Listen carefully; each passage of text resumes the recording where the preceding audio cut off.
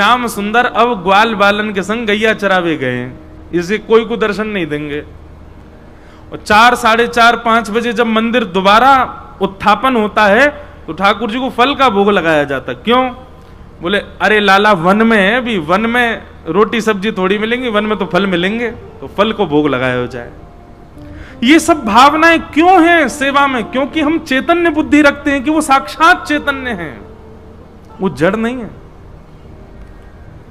तो सबसे पहली भावना कि वे सत्य हैं, बाकी सब असत्य है उस समय। श्रीमद् भागवत में भक्त का लक्षण बताया गया, तो भक्त के लक्षण में एक बात कही जाती है, भक्त का स्वरूप कैसा है? जब ठाकुर जी के सामने खड़ा है तो वो सत्य है, बाकी सब असत्य हैं, और जब ठाकुर जी से दूर जाता है तो सब में ठाकुर जी हैं, ऐसी भावना रखता है। अभी हम जयपुर में कथा कर रहे थे भक्तमाल जी की, तो भक्तमाल जी की कथा में 3 आचार्यों पर चर्चा हुई, स्वामी श्री हरदास जी, हितरवंश महाप्रभु और हरिराम व्यास। तो श्री हरिराम व्यास जी की चर्चा में एक इतनी सुंदर बात आई, सीखने योग्य बात, कि श्री हरिराम व्यास जी जिस किसी को भी देखते थे उसमें दोष नहीं देखते थे। तो उनकी दृष्टि कैसी थी? जैसे कोई व्यक्ति बड़ा चतुर दिख जाता, और महाराज आंखें मटक रही हैं और बड़ी चतुराई है, चेहरा ही पता चल रहा हो कि महाराज खूब चतुर है, तो हम तो ये कह देंगे कि ये व्यक्ति चतुर है। पर हरिराम व्यास जी क्या कहते हैं? बोले ओहो कन्हैया की बड़ी कृपा है आप पे, कन्हैया जैसे लक्षण हैं, ऐसा चप्पल है, कभी यहां कूद जाए, कभी वहां चलो जाए, कभी कछु करे, कभी कछु करे। और कोई व्यक्ति बड़ा धीर गंभीर दिख जाता तो हम लोग क्या कहते हैं? अरे बड़ा इंट्रोवर्ट है, कोई तो बोले ना है, अपनी धुन में रे। पर हरिराम व्यास जी ऐसे नहीं, हरिराम व्यास जी कहते ओहो प्रभु श्री राम की कृपा है, कम बोलते हैं, अल्प बोलते हैं। मतलब उनकी भावना ऐसी थी कि सबके अंदर भगवान है, इनके अंदर कृष्ण तत्व है, इनके अंदर राम तत्व है। और जैसे अब वृंदावन कई लोग आते हैं दिल्ली बंबई से, तो वृंदावन के पंडा हमारे बड़े आनंद वाले रहे, ए सेठ दे दे, नेक्स्ट सेवा करवा जा सबन की, ना करवावे को, अरे तेरे बालक फले खूब आनंद करेंगे, नहीं दे जा, ऐसे करके कह दें।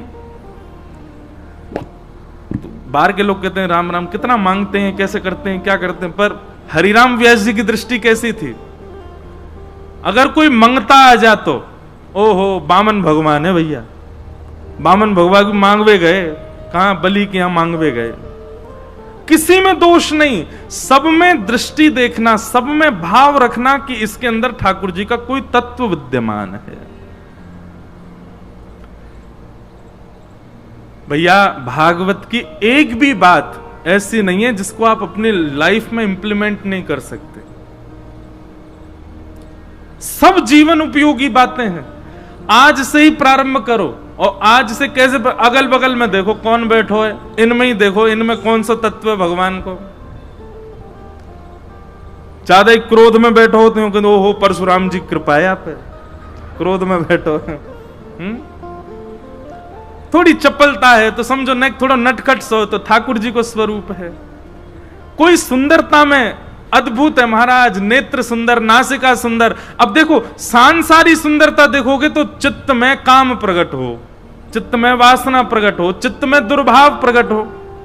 पर कोई की सुंदरता देख करके ये विचार करो ओहो मोहिनी भगवान की कृपा है आप पे। क्या मोहिनी भगवान कैसे सुंदर, 33 कोटि देवता मोहित है गए महाराज उन पे। अब उसमें भी आप भगवत तत्व देखोगे तो फिर दोष प्रकट नहीं हो सकता, दोष दृष्टि नहीं आ सकती चित्त में। तो भक्त का पहला लक्षण क्या है कि जब ठाकुर जी के सामने जाए तो सबको मिथ्या माने, उन्हीं को सत्य माने। दूसरा लक्षण क्या है? जब ठाकुर जी से दूर जावे तो सब में ठाकुर जी को माने।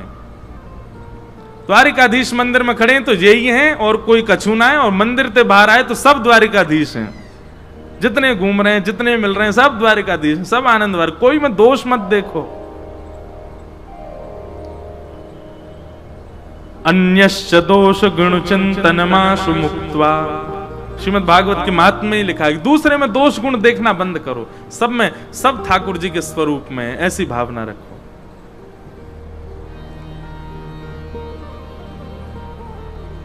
तो सत्य, पहली भावना ठाकुर जी सत्य हैं, और दूसरी भावना ठाकुर जी चैतन्य हैं। ये दो भावना आपको रखनी है, तीसरी भावना आपको रखनी नहीं है। तीसरी भावना ठाकुर जी देंगे आपको। पहली भावना सत्य रखो, दूसरी भावना चैतन्य रखो, और तीसरी भावना ठाकुर जी प्रदान करेंगे, और वो क्या है? आनंद। क्या देंगे? आनंद। कभी भी ऐसा मत कहना कथा सुन के सुख मिला ना, कथा सुन के अच्छा लगा ना, कथा सुन के मजा आया ना, कथा सुन के आनंद आया।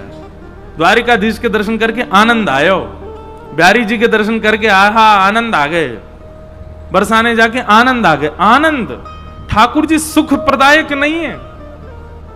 और क्षमा कीजिए, यदि आपके मुख से सुख ही शब्द निकल रहा है तो इसका मतलब भी आनंद मिला ही नहीं आपको। सुख में और आनंद में भी भेद है। सुख व्यवस्थाओं से प्रकट होता है। आज देखिए, हमने महाराज पहली बार शोभा यात्रा में कूलर भी चल